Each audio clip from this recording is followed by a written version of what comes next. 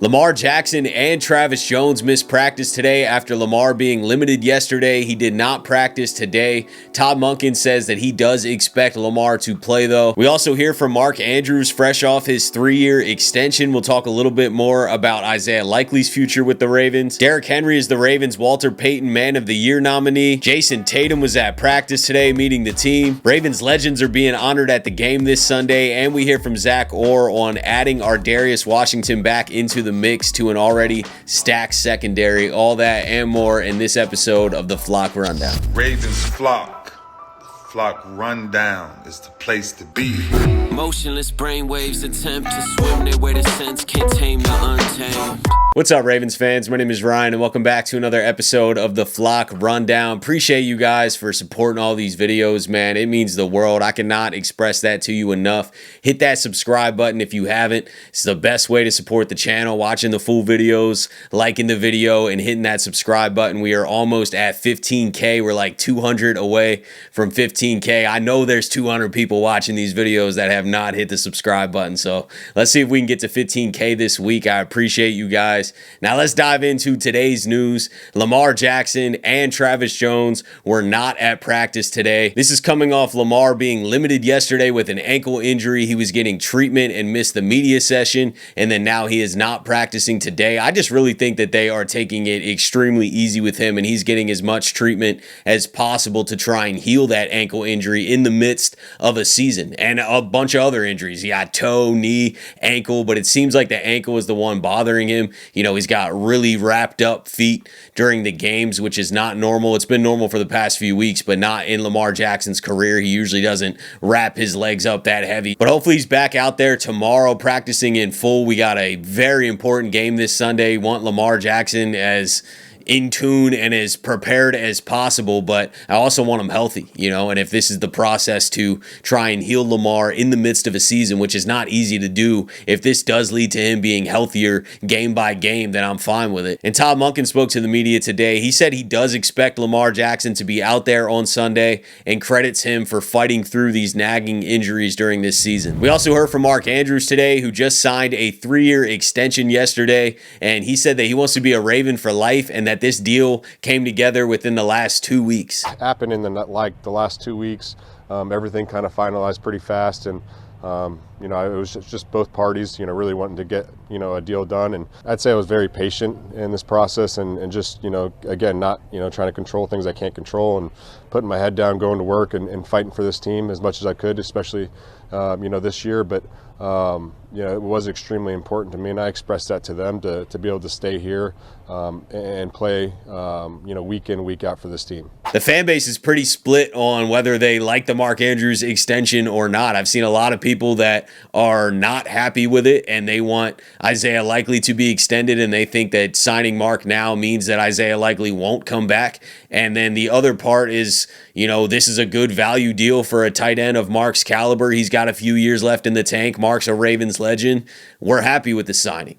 So I've seen both sides. I understand both sides too. I really feel like the story has to play out. You know, what happens in the offseason? Do we re-sign Kohler? Do we re-sign Likely?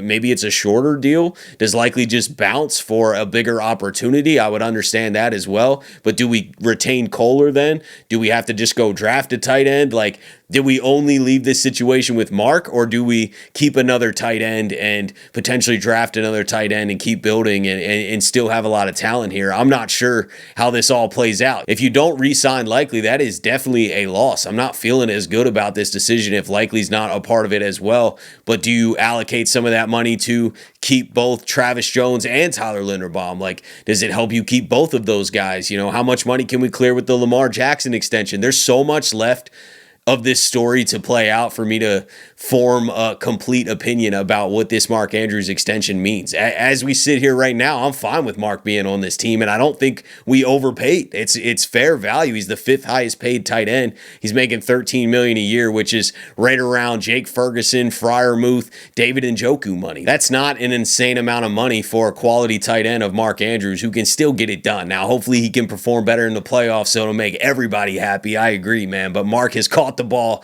in the regular season. He had 11 touchdowns last year. Sure, he's regressed a little bit this year, but who hasn't on the Ravens offense? Everybody's having a down year on the Ravens offense. But I am by no means mad that Mark Andrews is here. I love Mark Andrews. I think he is an asset to this team. I just am worried about losing Isaiah Likely. That would suck if he goes somewhere else. And obviously this decision to extend Mark now and pay him that does make it more likely that Isaiah Likely is not here next year. In some other news, Derrick Henry is the Ravens Walter Payton Man of the Year nominee for his work in the community, off the field in the city of Baltimore. The Ravens put out a great video on that. Definitely go check that out if you haven't. It shows Derrick Henry finding out that he's the nominee and also shows some clips of his work in the community this year. So congrats, Derrick Henry. And then there was a special guest at practice today. Jayson Tatum from the Celtics was at practice today watching and meeting a lot of the guys, which was cool to see. And then the Ravens announced that they are honoring legends, the Super Bowl legends, at the game this Sunday versus Steelers. Ray Lewis is the legend of the game. Jonathan Ogden's the honorary captain. We've been getting embarrassed way too often at home this year, and this is not the game to go do it, man. You got the legends at the game, the guys who paved the way are there, and first place is on the line against your rival, the Pittsburgh Steelers. Let's go out there, play a physical brand of football, and go handle business. We want to put on a great performance for our fans, and specifically